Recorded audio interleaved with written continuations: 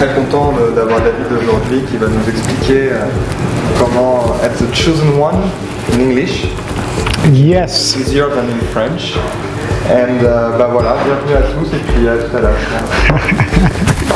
Did he just mean it's easier to be the chosen one in English than in French? Did you catch that? Sorry, what is the chosen one in French? What is the chosen one in French? Le choisi, l'élu, voilà, l'élu. Voilà, c'est parfait ça. Well, welcome to the Mutinerie, and thank you for coming this evening and spending the time to learn how to have more impact in your life, in the world. I think this is something that applies to everything that we do in life with all the interactions that we have. So I hope that you'll think about what we go through today from a professional perspective, because that's mainly why you're here, right? But think about it, how it can impact the rest of your life also. I think that's always really useful, important. It makes it even more interesting for you to take on some of these things on board. So first, I just have a couple questions for you, just to get a sense of who's in the room here. How many people actually work in this space here? Okay, so small group, yeah. How many people are startup entrepreneurs? You could be both here and startup entrepreneurs. Raise your hands a little bit higher. Come on, a little bit of energy here. This is a workout time. Okay, about 60. Okay, and how many people are just entrepreneurs? Maybe not startup entrepreneurs? Okay, wow, good, great. How many people are in, corporate world, salaried?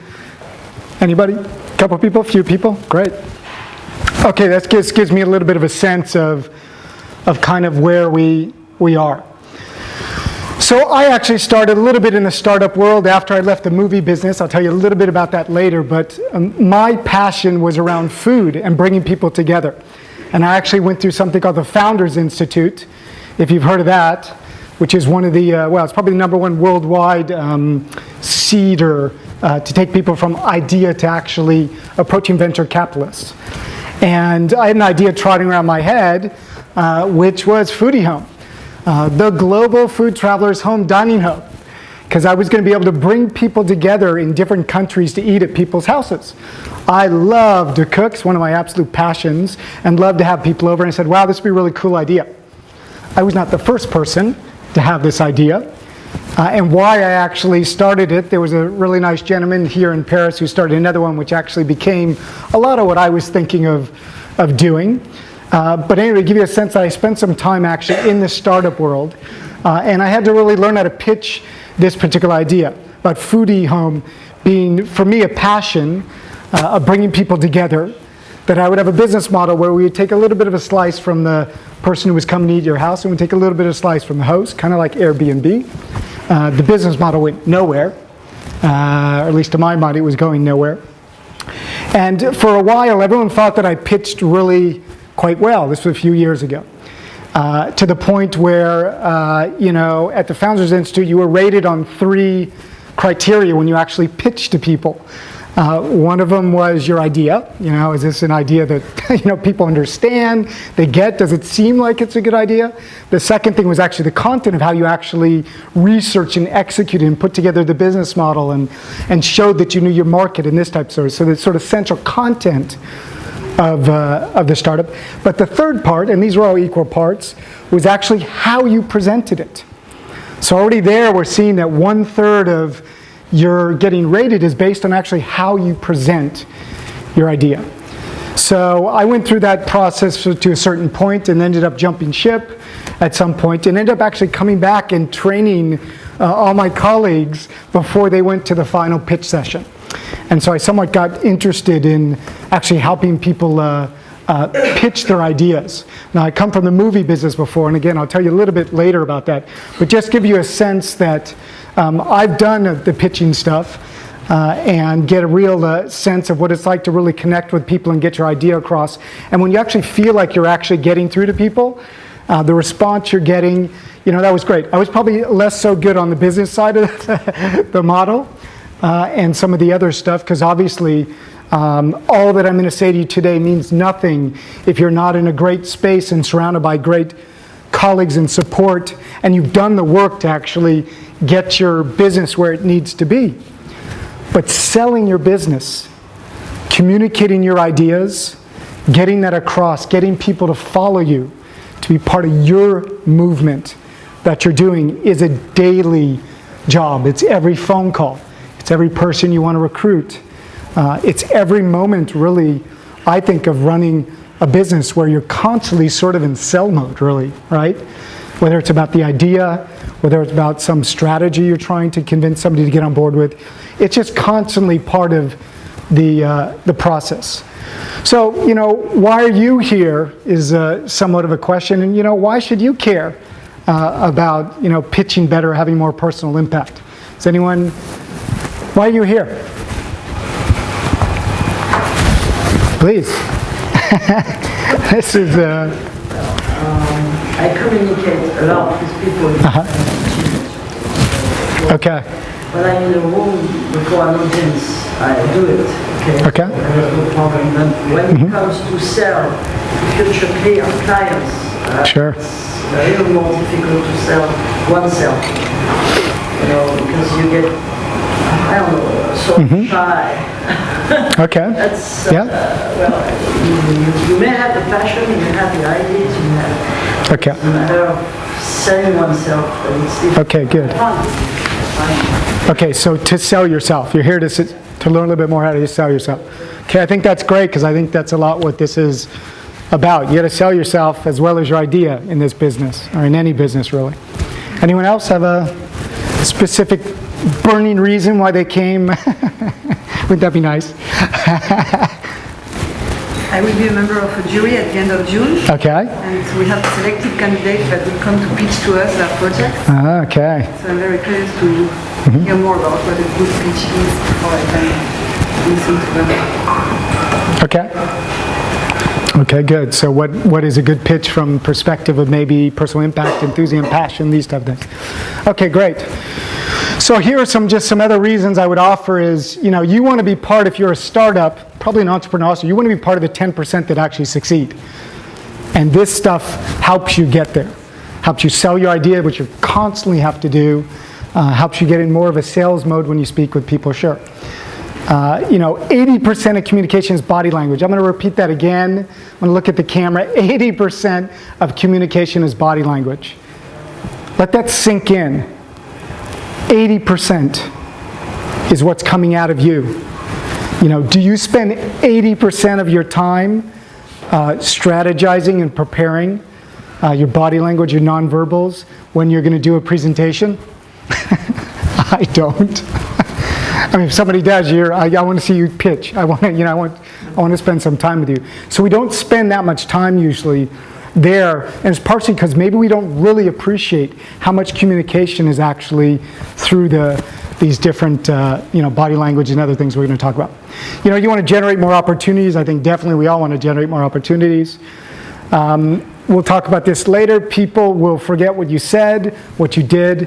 They will not forget how you made them feel. And that's critical. We want to generate emotion in people. And so I think part of today is also getting you to get more engaged as you move ahead to connecting with people more, creating an emotion. Not just data, not just numbers, not just strategy, not just business models. You have got to be able to touch them with a story, personal or related to the business. There's got to be a way that you move people. Think about it. When you go to a movie, a lot of the greatest movies people like are the ones where they feel an emotion. They cry, they get angry, they laugh like crazy. These are emotions. These are what we're talking about that we want to generate a little bit more in people. You want to be more persuasive. That's why a lot of us are here. Don't smile, everyone, at the same time, okay? Self-aware, engaging, and connected. If you leave today with one thing, I would hope that you have a little bit more of a self-awareness about where you are on your path to becoming a better, more impactful speaker, connector, judge of startups, business selling person, etc. That you already are going to take stock after today and say, hey, I need to work on this one thing. My voice. My voice is not, I don't like my voice, and it's not strong enough, and it's so monotone, and okay, so then leave today committed to work on that one thing. We're going to cover a lot of stuff today. You're not going to be able to put this all together, but with each of you will have one or two things that you leave with. But to have the inspiration to put into action something to change this for you. This is why we're here today. If you came here, I know you want to leave here with something that's actually going to shift it for you and transform it for you, right? So yeah, it's really love one hack. So if we say that influence is to get somebody to adopt your point of view, and that it's actually, the idea is really to get somebody to act differently because you've shifted the way that they think about something in the moment. They're taking on board your thinking, and you've had influence. So if we agree with this definition, then we need to communicate better, but it's got to go beyond words if 80% of communication is nonverbal. So we need more effective personal impact skills to put into place. This is another just data point for those that love the data points and the percentages, which was done some time ago, and was actually a study that was done about expressing feelings and attitudes. And when you express feelings and attitudes like you like a movie or don't like a movie, what people are listening to is 55% of it is the body and the facial that's coming across, 55%, and 38% of it is your voice tone. There's only 7% that the words. And again, how much time are we spending on the words? It's like it's like you ever chatting with people or Skyping or something, and they or texting, and they misspell like one word in like a paragraph, and they rewrite the word again. I didn't mean were, I meant where. It's like, why? Who cares? I got the gist of it. So I think we're a little bit sometimes too focused on the word side of things, and not enough on how are we going to get this message across? How am I going to connect? How am I going to show that I'm engaged with this idea? Even if I'm not entirely ready and I don't know all the data, that I'm going to get across what I need to get across and connect. So you're here, of course, and I can't believe no one said this, because you want to be the chosen one, right? You want to pick the right color and stand out from everybody else. You don't want to be the person that no one is seeing in the room, that no one is listening to, that no one is acting on, where you're spending your life trying to convince people and it's just there's no personal impact or efficacy. You feel no sort of agency, no control over how you influence people. So I think that's why you're really here. So for those of you in the startup world, this is quite remarkable, the top 20 reasons why startups fail. And again, I think this is a very strong reason why we have to get better at already being the chosen one to get the support we need so that we can have a better chance at succeeding. So we can be chosen by the venture capitalists after we come and work at the mutinerie, that we take all of that savoir-faire and we're able to actually really get other people on board. So at least we have a fighting chance to overcome some of these other things.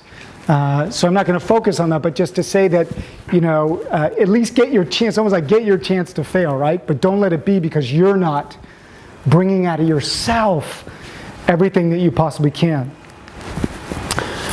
Hollywood. It all goes back to Hollywood, right? Has everyone been to Hollywood? Yeah? It's pretty fun hike up to the Hollywood sign. It's a pretty extraordinary expression in Hollywood that came out in 1983. William Goldman is the one who said it. He basically said, nobody knows anything.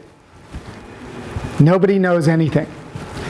Meaning that no one has no idea if a movie is going to succeed or not. And I think in the business world, we have the same scenario. Startups are the same thing. The best of venture capitalists, the best of business angels, they can't tell you what's going to work. Y Combinator has succeeded. I believe they have two big winners. I believe it's Dropbox and Airbnb. And surely they've had some other successes, but even them who are quite specialized in this, and I'm sure in France also, maybe you confirm some of the figures, nobody knows, right? So why is this interesting? Because we always get into a situation where we think we're with somebody who probably knows. You know, venture capitalist, an investor. We think somehow, because he knows his market maybe, or he knows, you know, other companies that have failed, et cetera, that what he says is actually going to be the reality. And I think we need to be able to pull back from that and not get sucked into that and try and sell our movie, sell our business, sell our startup, and not get absorbed by the thinking of others that, you know, that's not going to work. That's not going to work. A lot of people get told all the time it's not going to work. So you got to keep that faith in you and just believe that people are sitting across you. And that's the biggest thing for me, because you walk into a big meeting and you're going to the bank to get some money. You're going to meet with a partner that you want to join your company, et cetera, et cetera. You know, hold your ground. You got to really hold your ground. And today we're going to learn a lot of the ways that you can do that are not related to the words or knowing all the data or these things. It's a way of you getting across and having personal impact. Does that sound good? All right. So just briefly, my path again, I was in the movie business for quite some time and sold about 100 titles across the Middle East and Africa. So spent a lot of time building relationships, starting and building relationships, having to convince a lot of people to take movies they didn't want to take. You know, I had to sell NASCAR into Europe for IMAX, which was impossible. You know, so you got to find ways to get really scrappy and resourceful and you know, constantly work on building your relationships. I've spent a lot of time building relationships, a lot of time telling stories that usually have nothing to do with the product. You know, constantly kind of generating different ideas and being pretty creative. I have quite a bit of coaching experience, something called high performance coaching, CTI, et cetera. That's helped me to help people get more energy out of themselves. Because if there's anything I think we need, it's energy. And as I talked about energy transformation, I'm talking about also sort of your own maintenance of making it so that you're in a place of being energized. You know, if you're not hydrating enough during the day, you're not, you know, hydrating your brain, first of all, but you're also not giving yourself energy.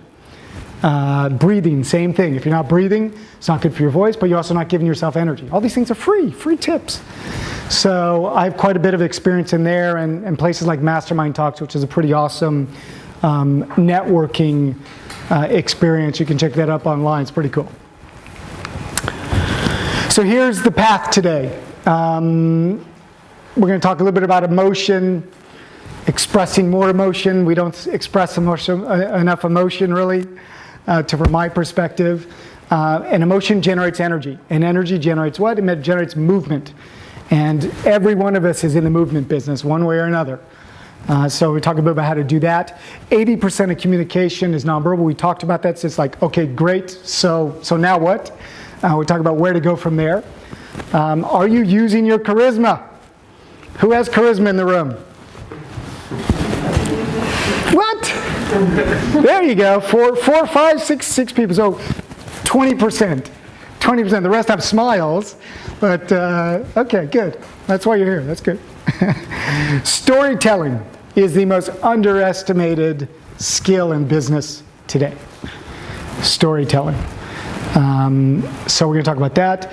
And your takeaway action plan, because I do a lot of training with people and coaching and stuff, and I can tell you it's one thing to come to an experience like this and have a session together.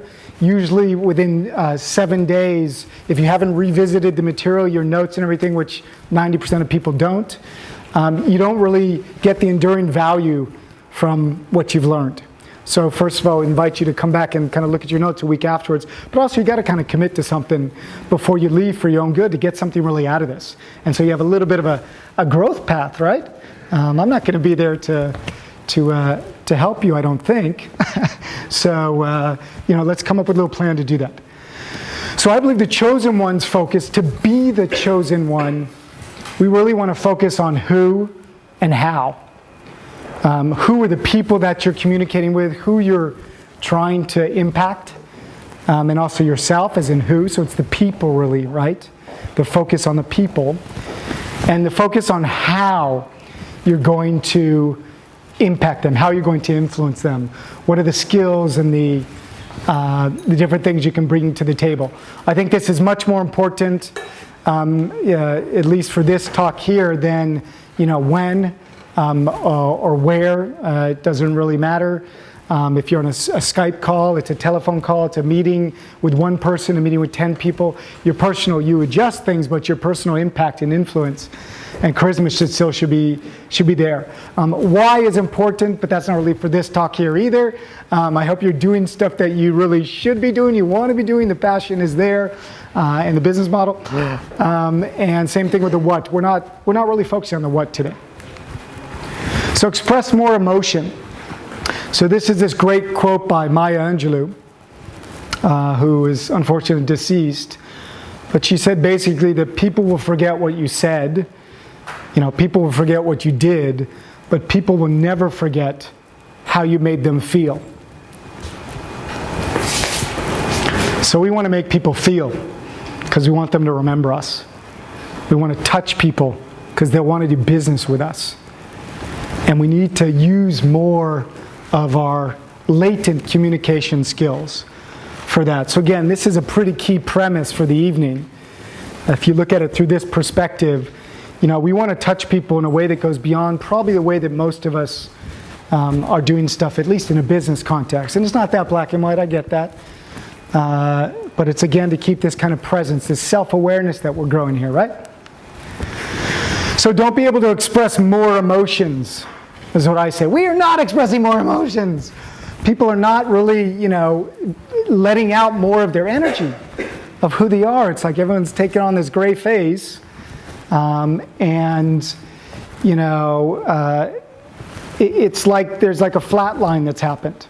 And so if you want to differentiate and stand out from this flat line, you want to be the chosen one. You want to be the 10%. I believe you need to act like the 10%, which is different than the 90%.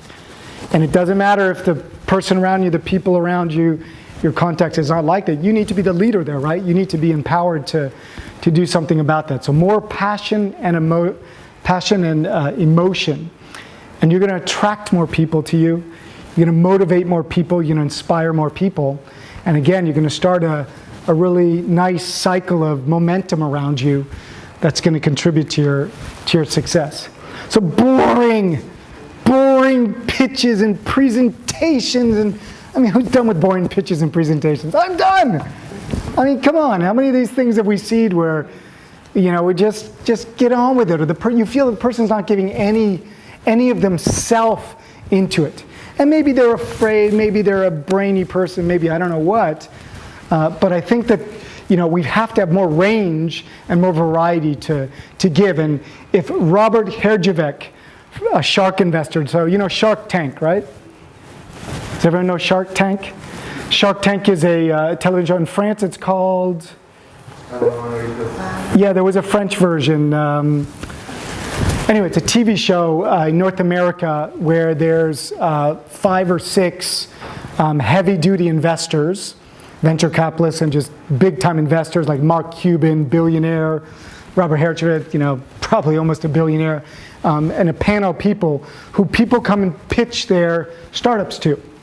There was a really cool French one that was about 9 months ago. This guy who had an iPhone.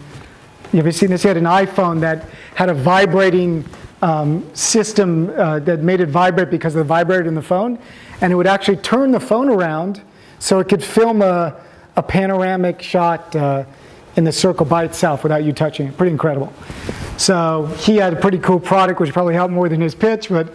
So anyway, these people don't want to be bored. They've been listening to pitches all day. The banker you go see at the afternoon has been listening to pitches all day.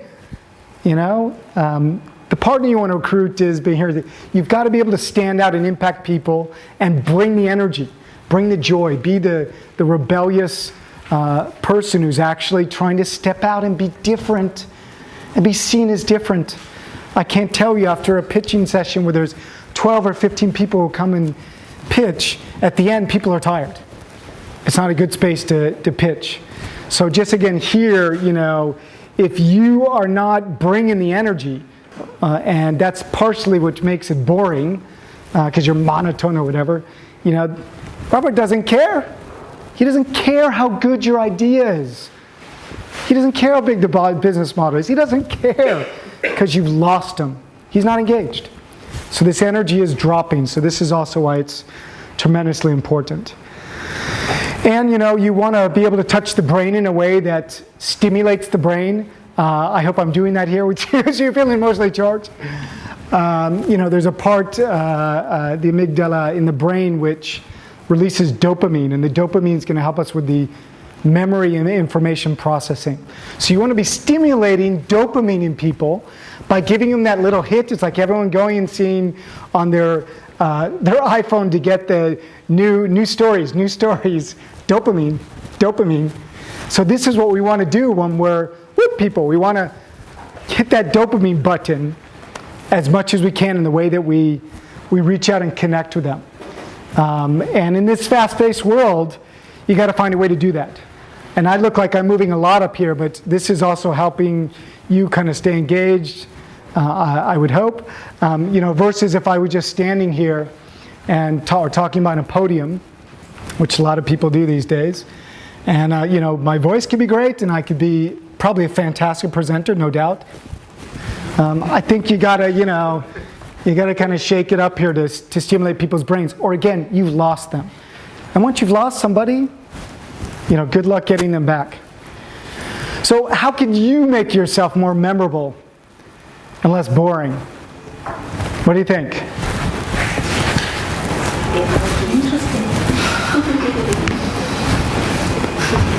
So take 2 minutes here, if everyone's got a little pad. I want you just to write for 2 minutes how you can make yourself more memorable and less boring. Maybe you think you're really interesting, you probably are.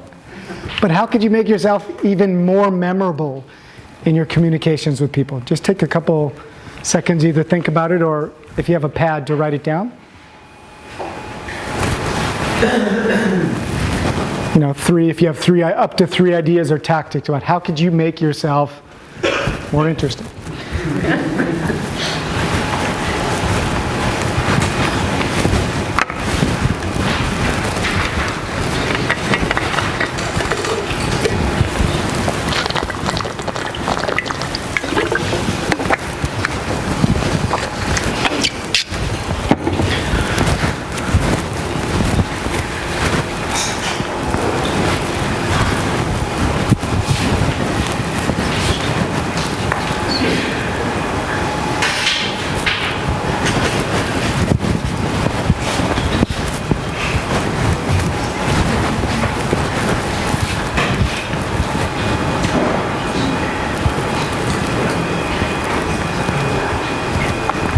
Okay?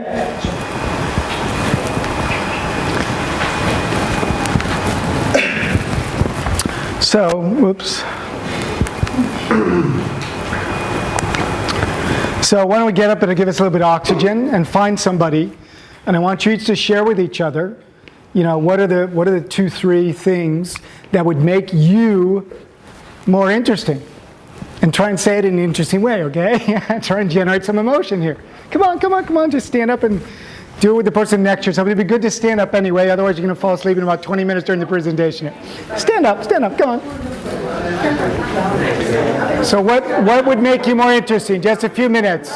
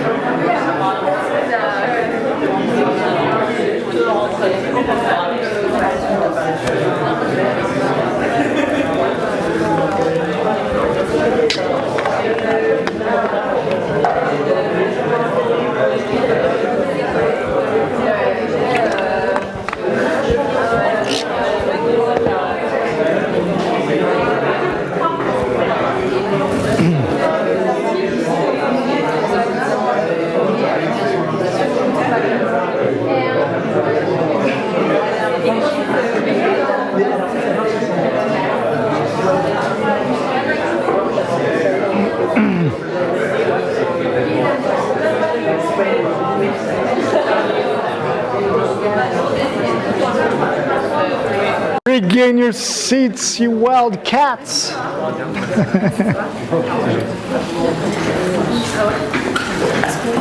Yes. Well, that was easy. Thank you so much. Okay, so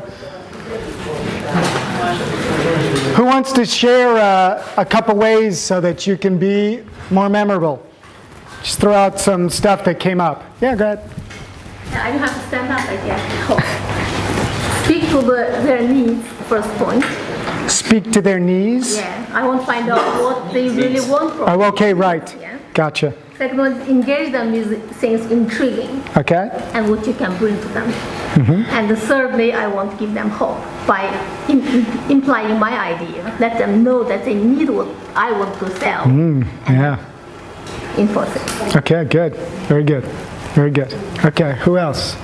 Can you say that again? We could hear. Just to share, oh, you want her to say it again? Oh, you want me to say it again? I guess there was three things. One is really talking to them and finding out their needs. It's the first one, right? The second one is, what's the second one? Engage them with topics intriguing. Right, engage them with intriguing topics. That'd be intriguing for them. And the third one was to Give them hope by give them hope. providing them what I have mentioned in the first, second point, that Yeah. what I want to sell, and give them hope by using it all. Okay, so fulfilling, giving them hope. Okay, so giving them hope by fulfilling what she said she would bring them. Okay, anyone else? Yeah, go ahead. Question, whether they're sort of rhetorical or real questions. That's a good one, yeah. Involving them just in Okay, right. Good. How about this side? The left side's kind of winning right now. Yeah, go ahead. On that line, if you ask a question, you need to give a surprising answer, if possible. Okay, so element of surprise also there. Good. Yeah, I like that. Yeah. Humor. Joke telling. Yeah. That's good. Yeah, humor's a big one. Everyone wants to have fun, don't we? And it's not easy because not everyone is it's funny because you can be a funny person and like tell stories or make cracks or make people laugh, but maybe you're not a really good joke teller. I'm not a very good joke teller. My stepfather was an incredible joke teller. At first, it takes an incredible memory, to tell these are a certain kind of memory. But everyone has a different kind of sense of humor. It's connecting with people. But if you can get people to laugh, you're halfway there at least. Good. And one more. Yeah. You use your voice not to be monotone. When you talk to someone, when you speak with the same tone, it's boring. Okay, so don't be monotone. Use your voice more. Excellent. Okay, good. Okay, some great stuff there. So, Gary Vaynerchuk. Does everyone know Gary Vaynerchuk? Vaynerchuk Media. He used to sell wine, for crying out loud. Oh my God, this guy's hilarious. He's like one of the leading people in the social media space in terms of kind of telling what's going on and predicting the future. Extremely successful businessman, unreal salesperson. He has a place called, I think it was called Wine Library, or his company. They would sell wine, and he made like 400 videos about wine at his shop, online, and that was just crazy. So now he's got this massive company in New York City with probably 400 people called Vaynerchuk Media, and they're predicting the future trends in social media. And he's absolutely remarkable. He uses the F word way too much. We're going to see that a little bit later. But it's a lot about giving. Is one of the key things I also want you to think about. Today we have to give a lot more free stuff, and I think that includes also of ourself. We need to give to create value.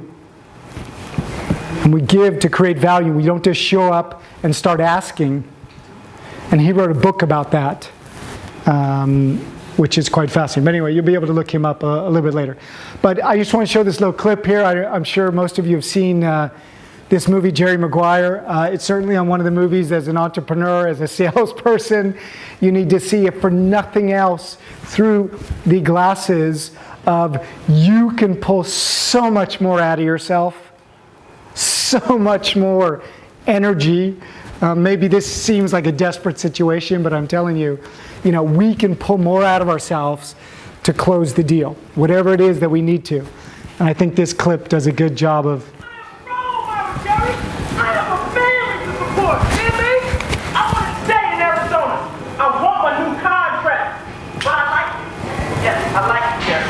my wife likes you.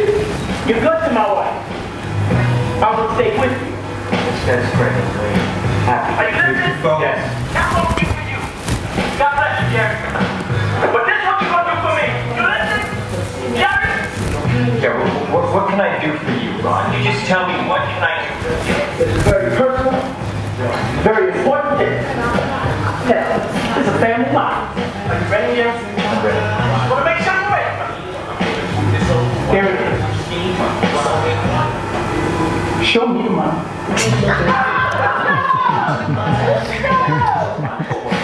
show me the money. Show me the money.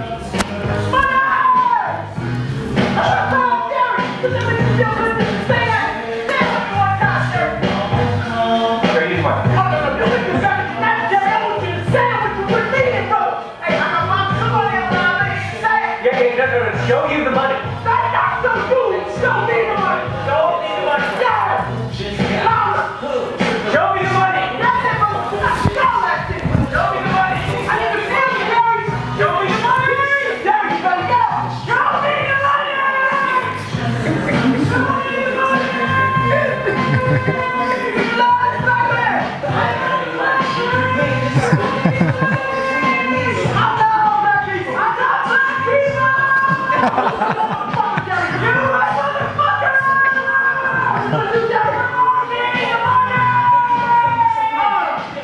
Congratulations, you're still my angel.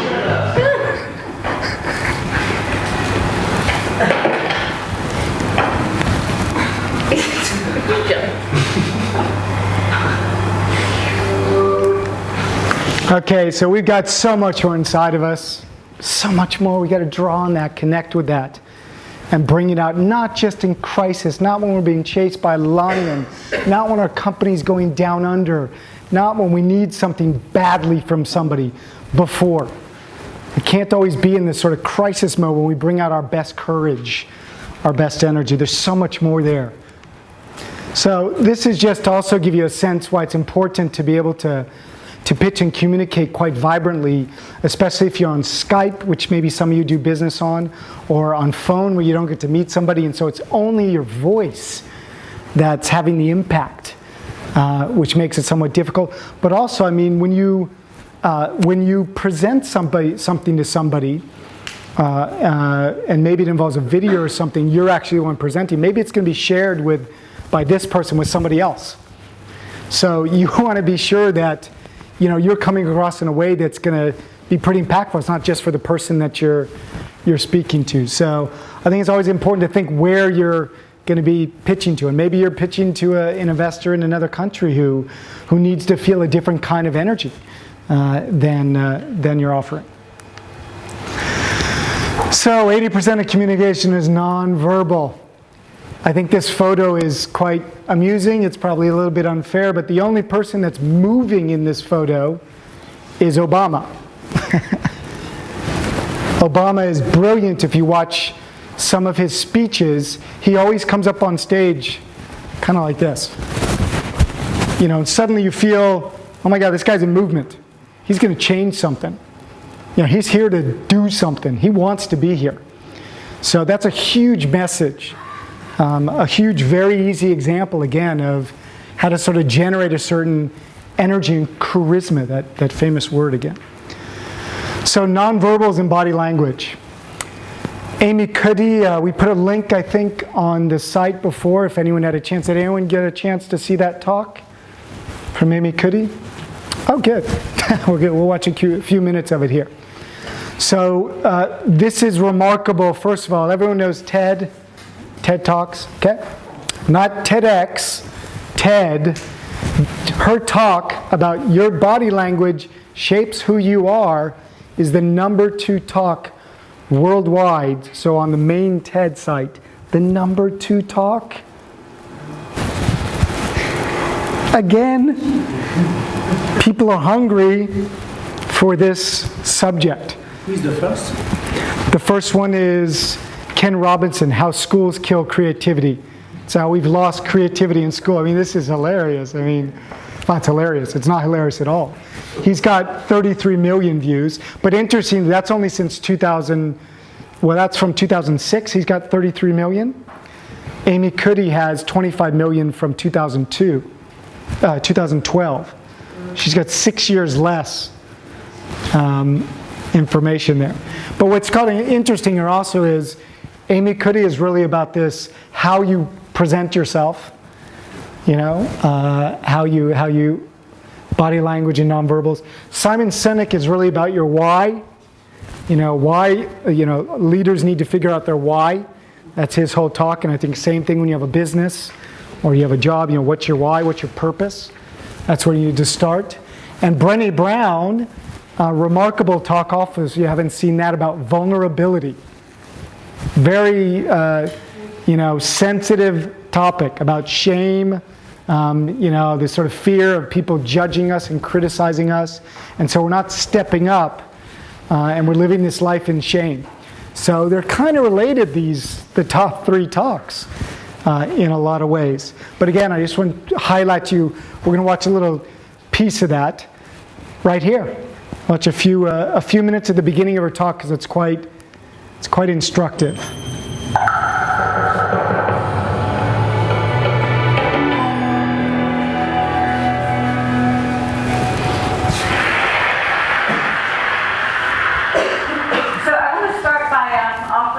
Free, no-tech life hack.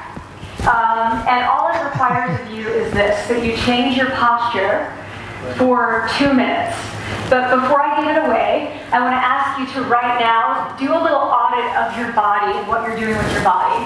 So how many of you are sort of making yourself smaller? Maybe you're hunching, crossing your legs, maybe wrapping your ankles. Sometimes we hold on to our arms like this. Sometimes we spread out. I see you. So I want you to pay attention to what you're doing right now. We're going to come back to that in a few minutes. And I'm hoping that if you sort of learn to tweak this a little bit, it could significantly change the way your life unfolds. So we're really fascinated with body language. And we're particularly interested in other people's body language. You know, we're interested in, like, you know, an awkward interaction or a smile or a contemptuous glance or maybe a very awkward wink or maybe even something like a handshake. Here they are arriving at number 10 and look at this lucky policeman gets to shake hands with the President of the United States. Oh, and here comes the Prime Minister there. No.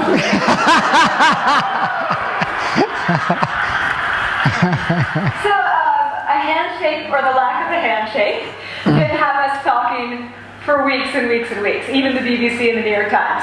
So obviously when we think about nonverbal behavior or body language, but we call it nonverbals as social scientists, it's language. So we think about communication. When we think about communication, we think about interactions. So what is your body language communicating to me? What's mine communicating to you? And there's a lot of reason to believe that this is a valid way to look at this. The social scientists spend a long time looking at the effects of our body language or other people's body language on judgment. And we make sweeping judgments and inferences from body language. And those judgments can predict really meaningful life outcomes, like who we hire or promote, who we ask out on a date. For example, Nalini Ambati, a researcher at Tufts University, shows that when people watch 30-second soundless clips of real physician-patient interactions, their judgments of the physician's niceness predict whether or not that physician will be sued. So it doesn't have to do so much with whether or not that physician was incompetent, but do we like that person and how they interacted? Even more dramatic, Alex Todorov at Princeton has shown us that judgments of political candidates' faces in just 1 second predict 70% of US Senate and gubernatorial race outcomes.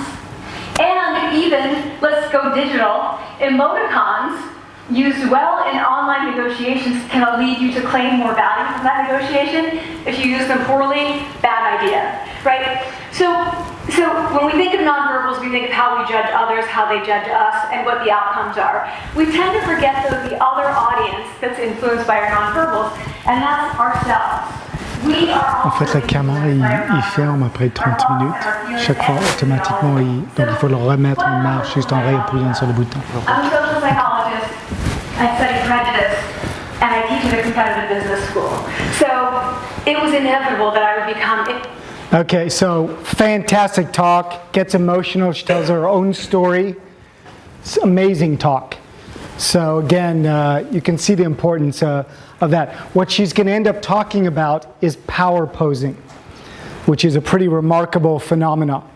And what is power posing? Power posing is taking the position of superheroes, or standing in a way that's powerful. But what she studied is when someone would take only 2 minutes to hold themselves in a power position.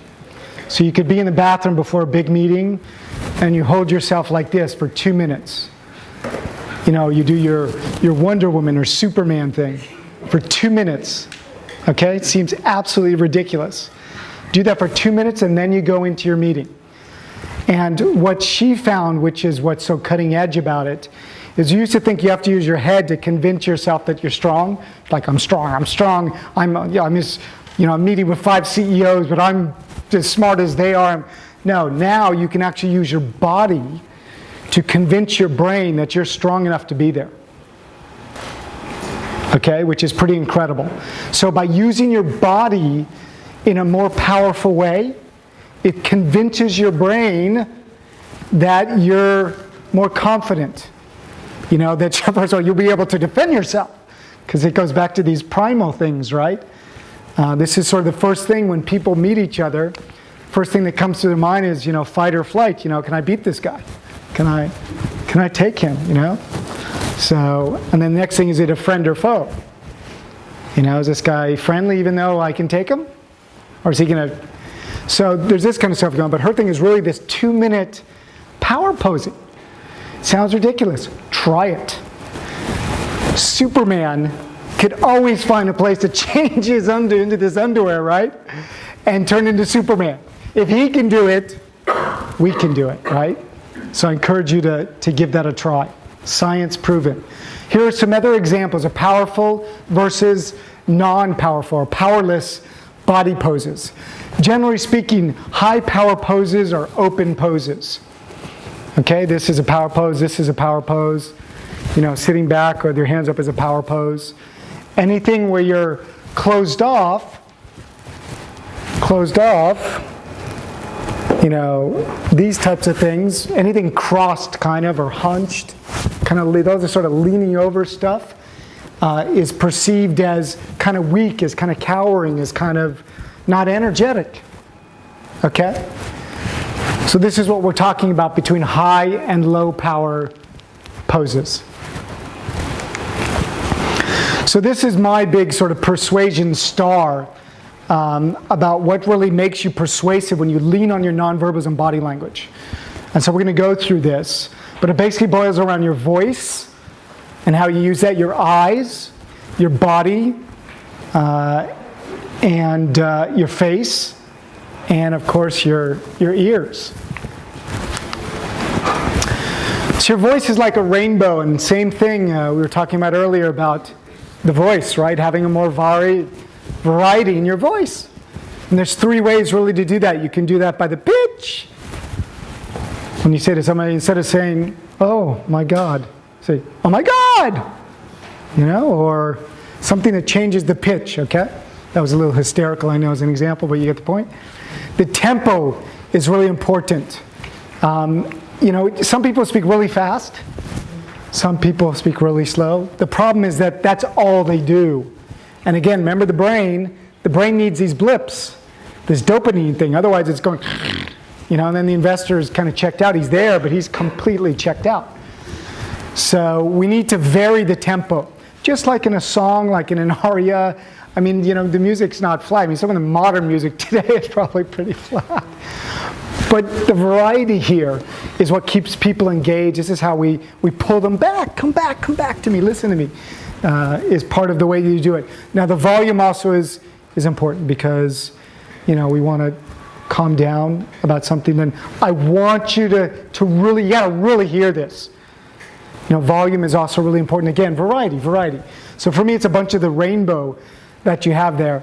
And the key to that, and a lot of people don't know how to breathe, is abdominal breathing. So let's stand up real quick. We'll do a quick exercise. So the idea is that you create, and is anyone a singer here? Probably, all right, that's good. You know more about this than I, good.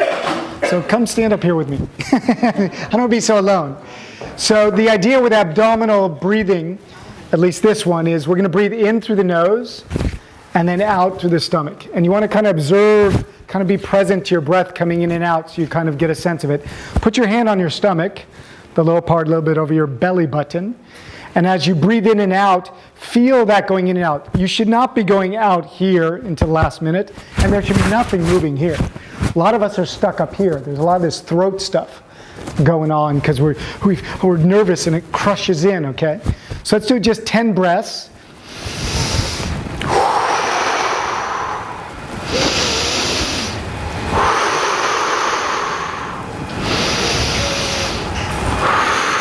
Follow the breath into your stomach.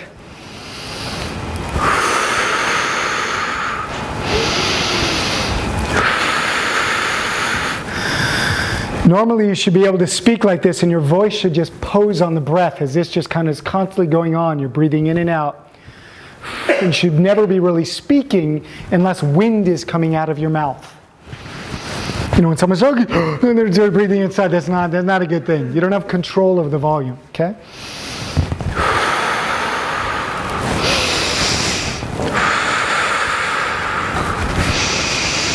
Push your stomach out a little bit if you need to discover.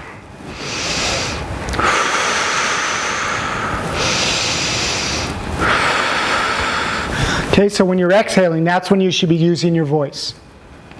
Okay? Okay. Feels kind of good to breathe a little, huh? Thank you for that. So what do you sing? What type of singing? Lyrical singing. Classical music. Very interesting. So again, we listen to differences in variety. You want to stand out, you want to be the chosen one. Stop being monotone, stop not using the variety that's in our voice. You need energy for that, but the more energy you generate, the more energy you give, the more energy you're going to get back in return. Yeah? How do you train to actually speak like that when you're in a stress situation? How do you train before you go on stage to speak?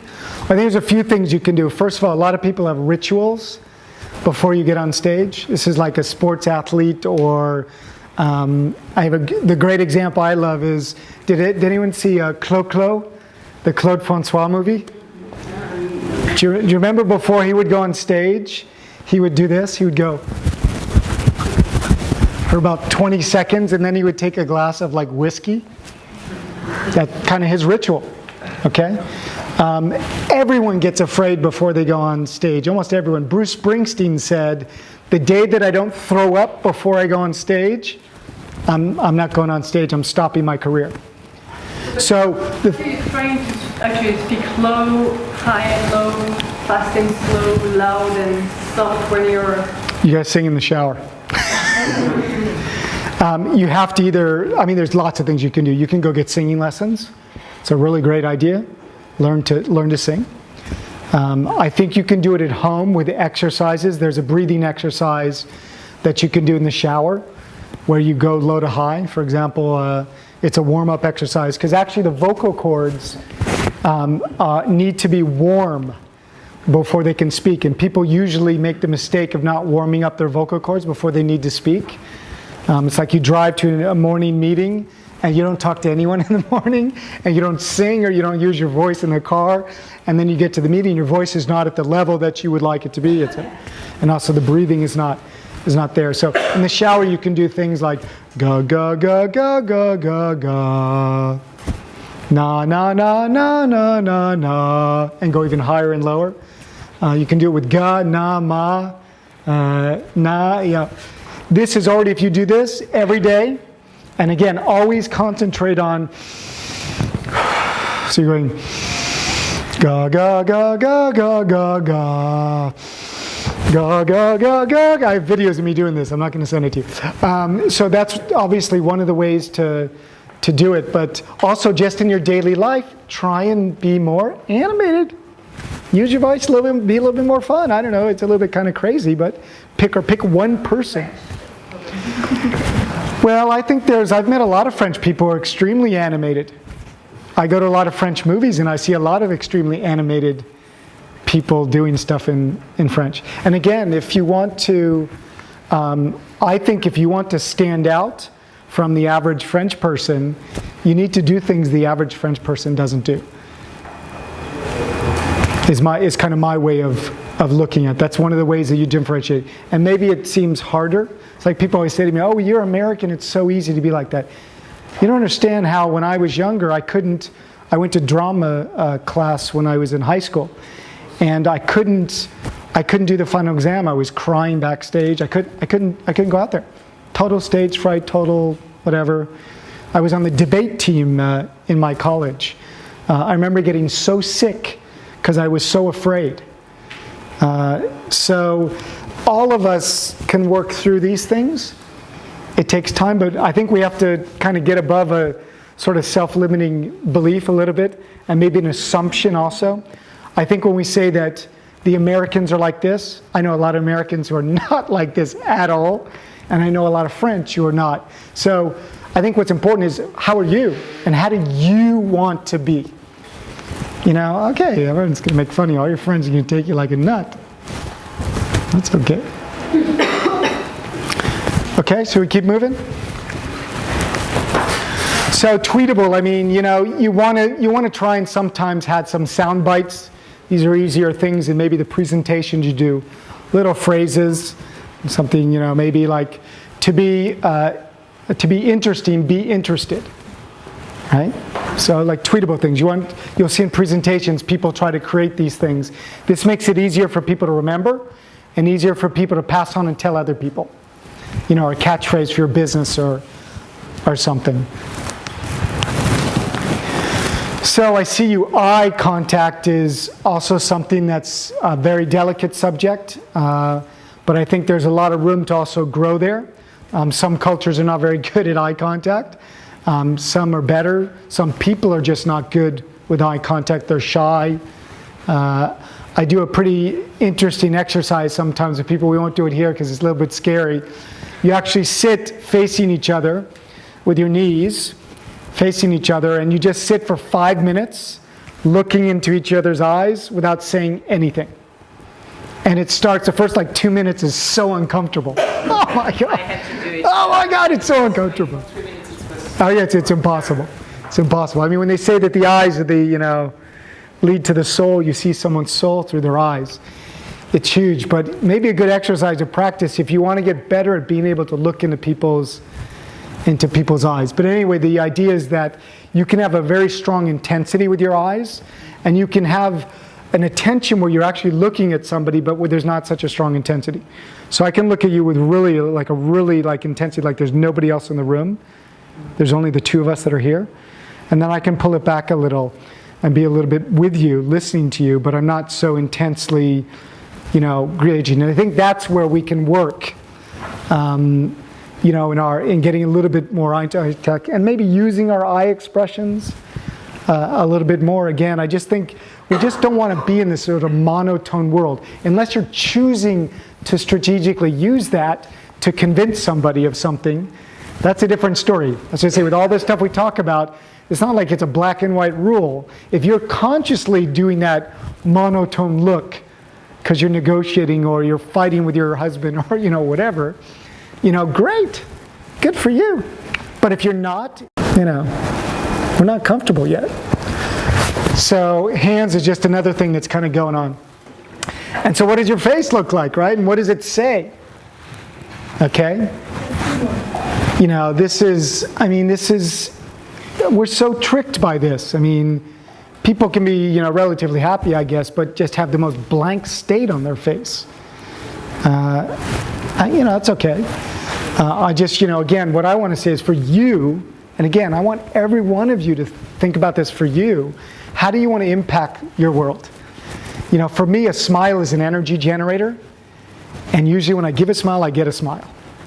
You know, so this whole thing about, oh, people don't smile in Paris. I mean, I get people smiling at me all the time, but I'm smiling at them first.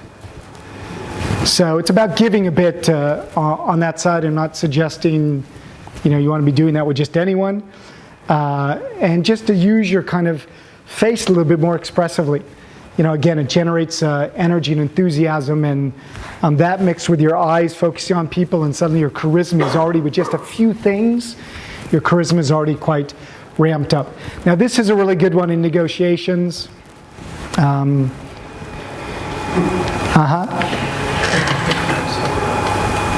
Yeah. Okay. Okay, tilt the head just a little bit, nod it 3 times. You've just said to somebody, we can do this for 10,000 euros. It's really the best we can do. And the person's going, no! And you're like, and you just wait, you hold that silence. And this gets people to start speaking, because it's a signal to them you're listening. It's a nonverbal signal you're listening. So you can get people to actually talk more by doing that. And the pause of silence, it also helps you hold the silence. They get kind of nervous and want to fill the space. So negotiation, this is a great one. Trust me, this works. You know, try that out. That's kind of interesting. So, are you really listening to me? This is such an important issue in terms of your charisma, in terms of your connecting with people, in terms of your engaging people. We don't listen very well, especially as salespeople. We're asking, but we're already thinking about what we want to say for the next question, or someone's speaking, and we're actually thinking about how we're going to reply. We're not really listening, and oftentimes we're not really interested.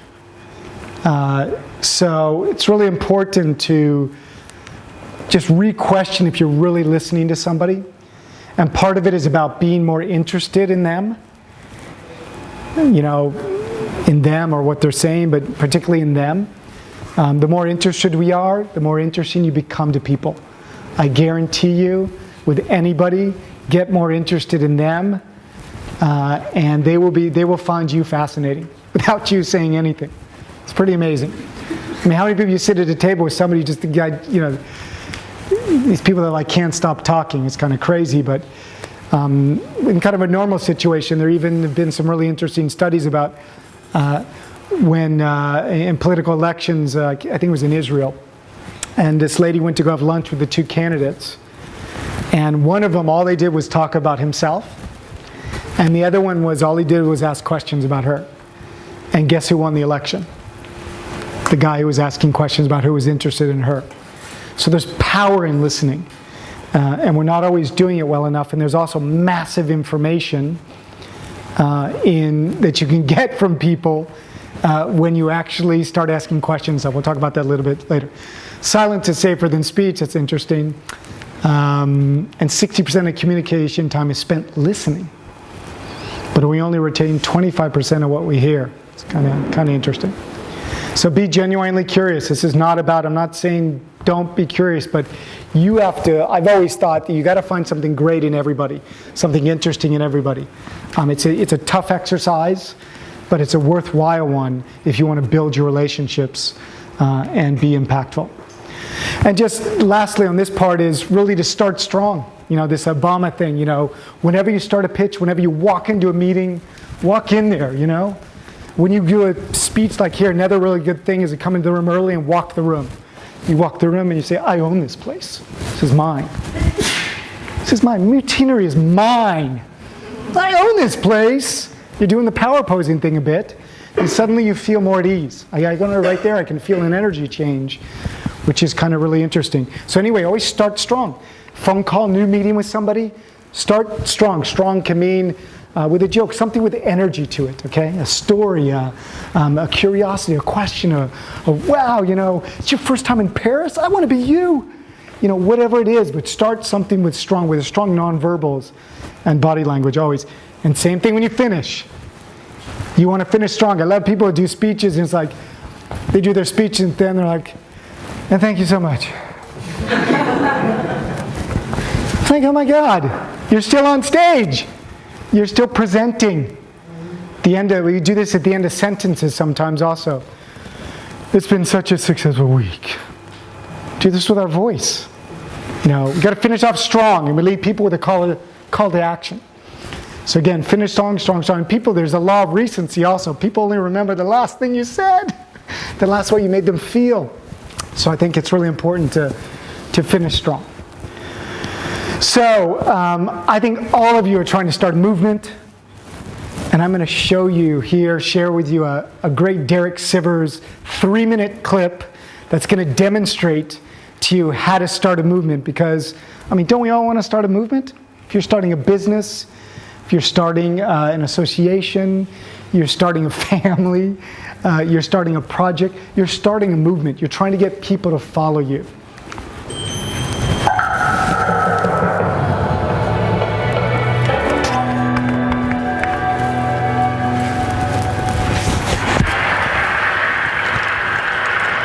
Ladies and gentlemen, at TED we talk a lot about leadership and how to make a movement. So let's watch a movement happen, start to finish, in under 3 minutes and dissect some lessons from it. First, of course you know, a leader needs the guts to stand out and be ridiculed. But what he's doing is so easy to follow. So here's his first follower with a crucial role. He's going to show everyone else how to follow. Now notice that the leader embraces him as an equal. So now it's not about the leader anymore, it's about them, plural. Now there he is calling to his friends. Now if you notice that the first follower is actually an underestimated form of leadership in itself. It takes guts to stand out like that. The first follower is what transforms a lone nut into a leader.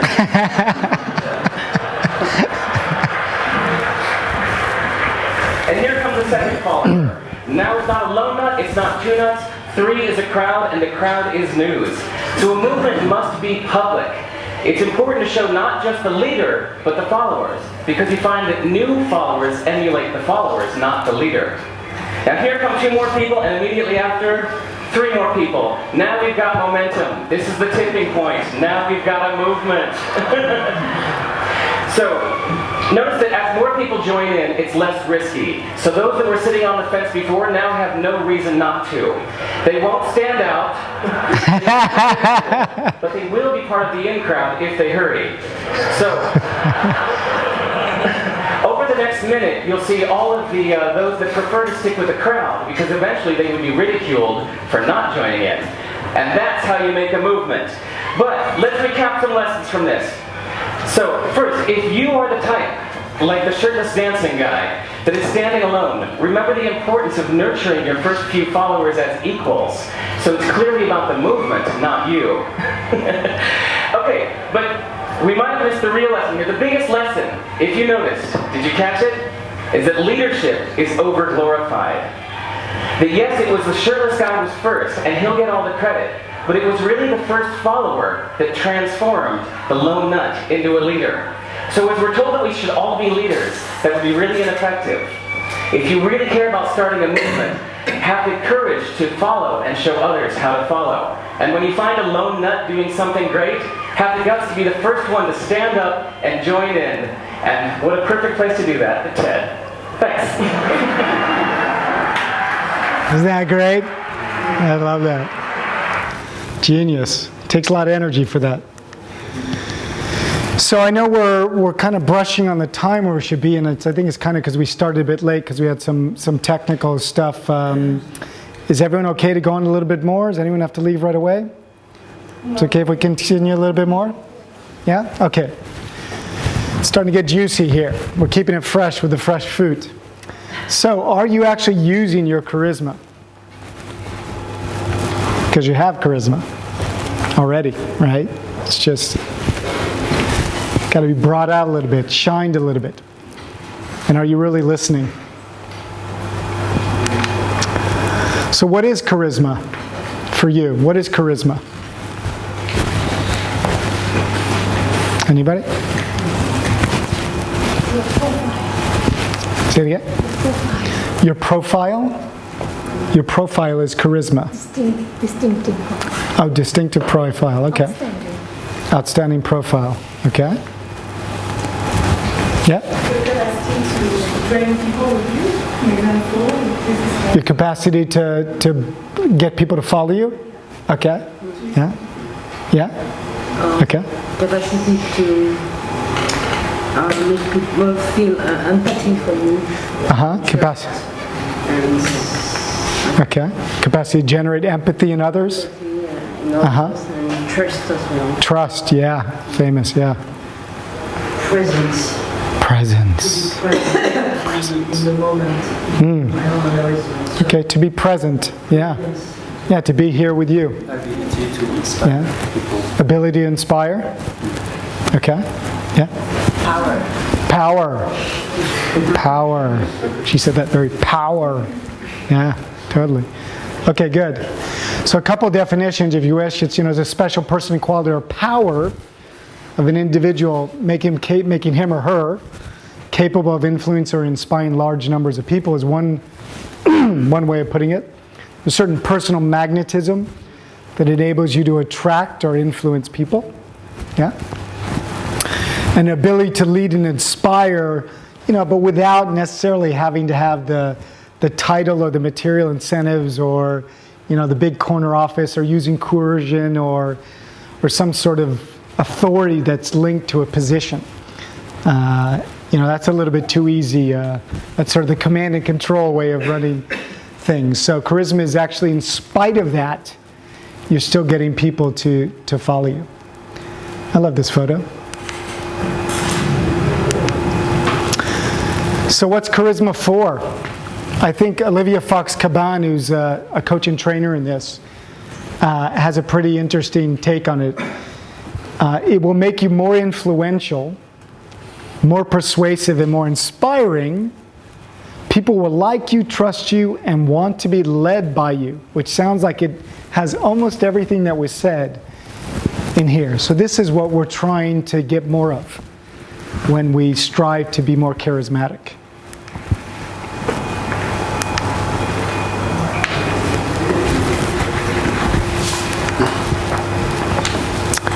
So I think it all starts with you really need to decide to grow your charisma. You have to decide that you're not, there's a nature-nurture thing going on here. For example, Bill Clinton. Bill Clinton was born into the right family to become a charismatic person. He had a biological father who was a salesman, and I think he had a stepfather who was a car salesman or something like this. So he grew up in a salesman kind of environment. But he nurtured that like crazy. He nurtured that by, studying, certainly I imagine charisma, but also getting really interested in people. If you go to a dinner with Bill Clinton and you're sitting next to him, it doesn't matter who else is there. When he's speaking to you, it's like there's nobody else on the planet. He has that capacity to be so present with you that it blows your mind. So that's, all of us can cultivate that, right? Can you be more present with the people that you want to influence? Hide your phone if it's going to be, you're going to be using that because you're used to look, turn that thing off if you need to. But the actual fact of being more present, it's a massive, massive piece to it. So we can learn to be more charismatic, okay? That's really what she's saying here, Olivia Fox-Caban. And the last part, what she says, joins what Maya Angelou was saying, that it's really about how you make people feel. How you make people feel. If I'm really listening to you, if I'm really looking at you, if my body is turned to you and I'm not closed off and all these things are working, suddenly someone, and you're interested in the other person, suddenly someone finds you charismatic. Isn't that interesting? I think that's fascinating. You don't need anything else but a few of these activities, a few of these actions. Everyone here can do a little bit more of that, right? And you suddenly become someone who's considered more charismatic without having really done much.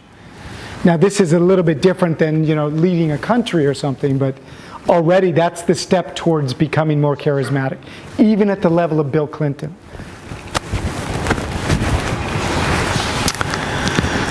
So the question, how do you build it? So how do you think you could build your charisma? How could you become more charismatic? A lot of storytelling. A lot of? Storytelling. Or stories. To have stories. To have stories to tell. Okay. Yeah. Good. How else? How could you personally become more charismatic given everything that we've gone through today? Is there anything that comes to mind? Coming to your talk and learning from you. That's a great one. That's oh my God. That's woo. It's good to know. But learning, and this is part of the self-awareness, the curiosity, the accepting and believing that you can change, you can improve, you can get better. But you need to be aware about it, and you need to start practicing some things and get into a habit of it. Remember, it takes about 66 days to build a new habit on average. So you need to spend a little bit of time focusing on that. There was someone else was... Posture also is very important. Posture. There are some people when they enter a room, everybody is important, and some they really don't generate this kind of reaction. And I noticed that it's often linked to how they stand. How they hold themselves. Yeah. I think this is huge. I think from now on, if you say to yourself, every time you walk through a doorway into a meeting room, into a conference room, that before you walk in there, you're going to walk in there, and when you go through that doorway, you've suddenly been transformed into a superhero. And no one can hurt you. Everyone can only be good for you. And it's not like you want to make friends with everyone, but if you walk in with that energy, with speed, a little bit of speed, you walk in with your chest open, your energy is out. I'm telling you, this is what happens to you. This is what happens to you more and more. The people that you want to meet at networking events suddenly start coming up to you because they notice you. There's this sort of crowd stuff, and then there's somebody, zipping through the room or, holding themselves in a way and laughing and looking at people and really engaged. People notice this. And this is how you start to draw more people to you, and you start to have more impact, and you have more charisma. You really start to have more charisma. But it starts with you, with working to get more comfortable with that. And that's why working on some of these skills with the body language, little by little, gets you there. So presence, as we said, listening, eye contact, the head nodding thing, critical. We've got to listen better. We've really got to listen better. Oftentimes we're listening, trying to come up with a response. Or like husband and wife, the cliche of the wife coming and just wanting to talk about her day, and the men, all he's thinking about is, honey, why didn't you do this? Or, honey, let me tell you how to fix that. It's like, that's not, listen, just listen. People want to be listened to, especially in business. And when you're selling to somebody, listen to them. Ask questions, but listen to them. Power, so the big subject, the posing and the movement. And I do believe I'm very big on physical energy and power. I do a lot of exercising. I do a lot to keep my physical body in shape.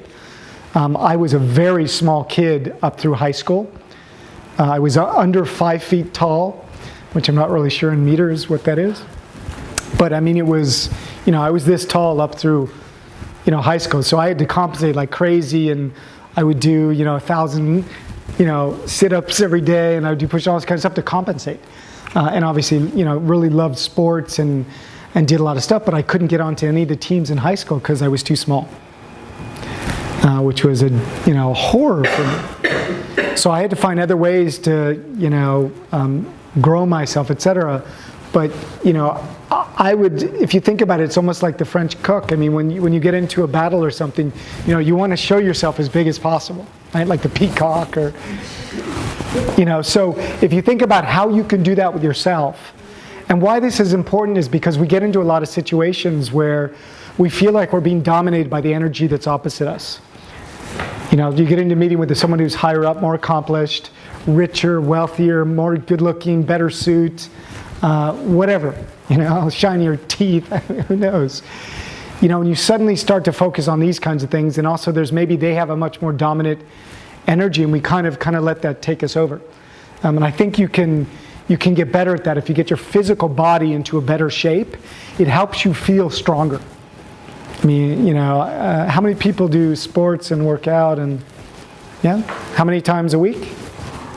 2 times a week? Keep your hands up. 2 times a week? 3 times a week?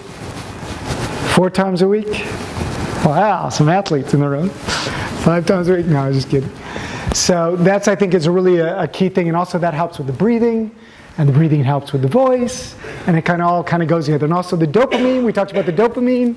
Exercising pumps your dopamine. So we've got this happiness thing going on. The stress goes away. Oh my God, it's such a good life. Warmth. How do you really create warmth in the contact to the people that you're with? How do you put people at ease? This is a big one, especially people in power. For them to put people at ease, these are the greatest people, really. How do you engage people? How do you find interest in people? How do you find people interesting? You've got to really continue to search there to connect with people. And demonstrate more care for them.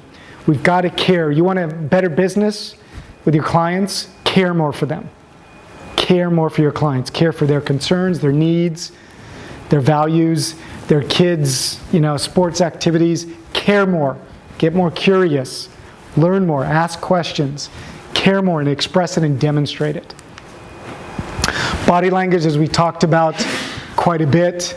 Nonverbals. Just all these things we talked about is already going to make you, different. I mean, and again, you're not going to take on all of these at once, but if you pick 1 or 2 to really start with and focus on that are the most critical. I think a lot of people have a problem with their voice, and so that's a great place to start, is work on the physical energy of the voice, singing lessons or breathing exercises. There's lots of books, stuff online to actually learn breathing. Go to yoga classes, great for breathing. Learn to breathe better. It will give you more energy, and it also give you a stronger voice. And then you've got to sort of learn how to control that better and use it more. And also the other thing about this whole cross arm stuff, etc., you're pinching your bagpipe. And like we said in the back room, thank you very much, storytelling and joke telling. You really want to get from individual to the universal when you're telling jokes. In some ways, it's one of the ways to connect with people is you're kind of, making a joke maybe about yourself or, the crazy holiday where the kids drove you crazy, or, stories that kind of connect you to humanity and to other people. And these are also, again, generating emotion. I don't think we share enough of our own story with people either, and our own stories in a way, kind of what we're going through. Be a little bit more vulnerable with some people, with some clients and stuff. Because when you start to do that, how you are with people. And again, it's this body language thing. It's this sharing more of yourself in a lot of ways. And just really strategically spending more time of how you're going to prepare for this meeting. Instead of just preparing on the data and the content of the meeting, how are you going to be for the meeting? Are you going to do your power session in the bathroom before and maybe do some kind of breathing thing to get your kind of set? Are you going to dress in a way that's going to let you to move more easily? Maybe think of 1 or 2 things that you want to try with this person. You're actually you're going to sit up in this meeting, or you're going to walk in with a lot more energy. Just try different things with different people. So this is kind of interesting. I don't know if we have time really to watch this, but this was a talk by Obama that was in 2004, and they say that this was the speech, it's about 5 minutes, that actually got him elected. You want to watch a couple minutes? Yeah? It's pretty good.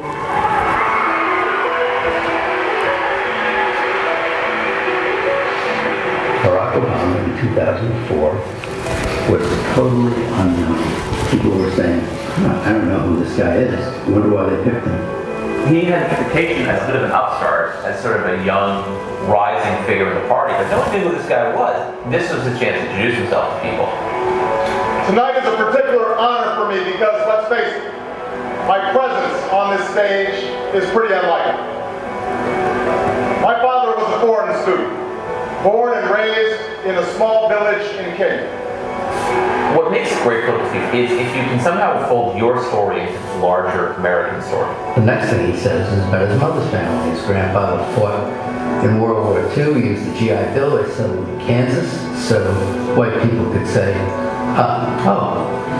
he's just like us. My parents shared not only an improbable love, they shared an abiding faith in the possibilities of this nation.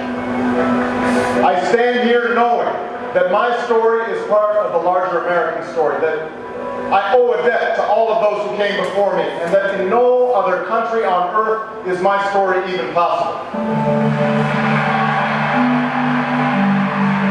Going into this speech, we've had 4 years of George Bush, and we felt as a country like we've grown further apart. 04 was very much a divisive partisan race. Obama's speech is in some ways an antidote to that. Alongside our famous individualism, there's another ingredient in the American South. A belief that we're all connected as one people. If there's a child on the south side of Chicago who can't read, that matters to me even if it's not my child. If there's a senior citizen somewhere who can't pay for their prescription drugs and having to choose between medicine and the rent, that makes my life forward even if it's not my grandparent. It is that fundamental belief, I am my brother's keeper, I am my sister's keeper, that makes this country work. E pluribus unum, out of many, one. He gives a speech that presages his entire political message in 2008, which is the sort of post-partisan argument. Now, even as we speak, there are those who are preparing to divide us. The spin masters, the negative ad peddlers, who embrace the politics of anything goes. Well, I say to them tonight, there is not a liberal America and a conservative America. There is the United States of America. Obama was born with two great gifts. One is his mind, and the other is his ability to speak to large groups of people. There are three things that Obama does that really makes that speech effective. He wants concrete detail. He likes story, and he loves antithesis, the use of repetition and structure to show contrast. There is not a liberal America or a conservative America. There is one America. There is not a black America and a white America and Latino America and Asian America. There's the United States of America. The pundits like to slice and dice our country into red states and blue states, but I've got news for them too. We worship an awesome God in the blue states, and we don't like federal agents poking around in our libraries in the red states. We coach Little League in the blue states, and yes, we've got some gay friends in the red states. We are one people, all of us pledging allegiance to the Stars and Stripes, all of us defending the United States of America. The way he uses his hands, he actually points a lot, does a lot of this, a lot of this, a lot of that. In doing so, he gives off this sense of energy. I am new. I'm someone who is dynamic. And he doesn't do that as much anymore. He's a little more solemn and reserved when he gives speeches today. And I think it's more reflective of his office. In the end, that's what... Right? You've got it all here in this machine. Just got to kind of work on it a bit, study a little bit more, find mentors online, get some coaching, get some more training, and you'll see yourself grow. But coming here tonight, I think, is a big statement for yourself to say that you can do better. You will give more energy to this. You will give more life force to this, right? And it'll make a difference. You will start to see it making a difference, and you'll have the influence and the impact on the world that you want to have. So thanks again, and I'll see you next time.